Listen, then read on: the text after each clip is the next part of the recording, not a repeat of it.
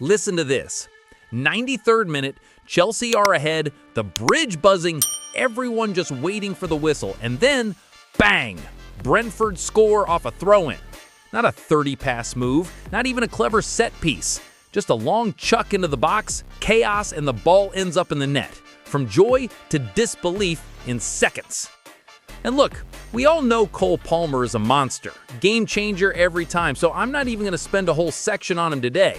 The focus is on 5 other lessons this match threw in our face. That's the Premier League, man. That's also the reality of this Chelsea project.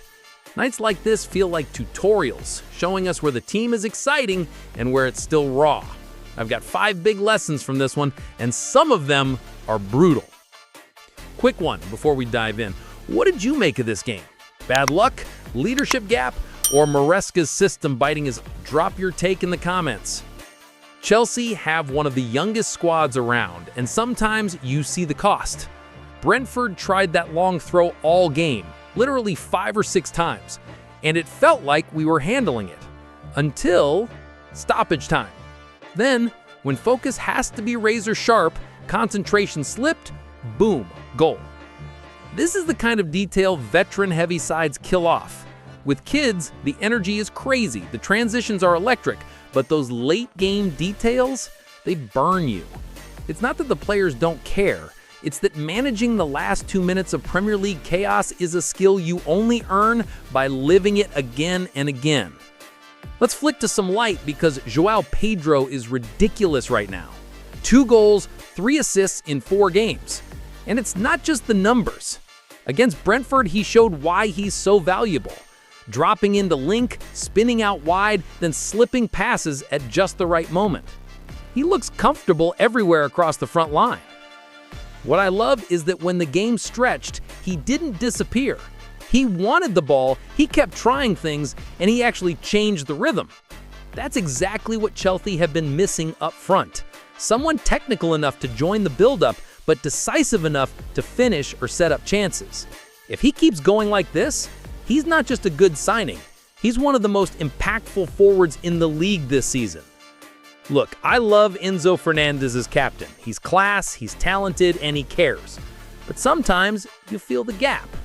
In those final moments where the game hangs by a thread, he doesn't yet impose himself the way Chelsea desperately need. And that's when you realize what's missing. Thiago Silva's calm authority, Azpilicueta's relentless voice, always pushing teammates into the right spots, John Terry's fire, the kind of presence that forced everyone else to lock in. Without figures like that, chaos takes over. And that's exactly what happened in stoppage time. Brentford threw bodies forward, Chelsea froze for a second, and the points vanished. Pedro Neto might not have arrived with fireworks, but he's quietly becoming vital. He gives the team balance, he links midfield to attack, and he works like crazy without the ball.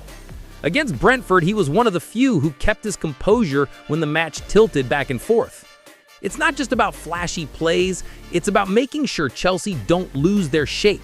Neto helps others shine because he does the little things. The recovery run, the smart pass under pressure, the extra effort wide to give space inside. He might not get the headlines like Esteban or Garnacho, but right now, he deserves to start every week. This one's tactical.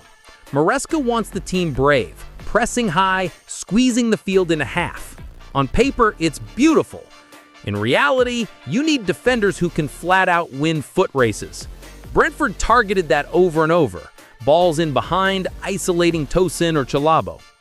And when those duels happen, Chelsea don't always look comfortable. It's not about effort, those guys are good defenders. But in this system, good isn't always enough. You need pace, timing, and cover to survive the Premier League's direct attacks. Brentford smelled it and punished it. If Chelsea want to stick with the 3-2-5, Maresca has to find tweaks. Maybe adjusting the line, maybe rotating personnel. Because right now, the high line feels like both a weapon and a weakness. So here we are. 5 big lessons from Brentford versus Chelsea. Youth brings energy, but also late heartbreak.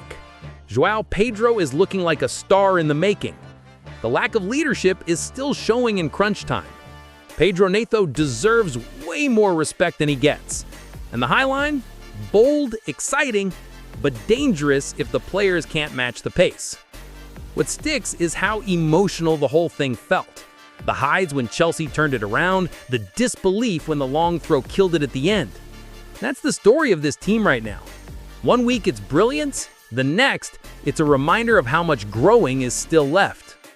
So let me ask you, was this just a young squad losing focus, or is Maresca's system itself putting them in trouble? Honestly, it might be both.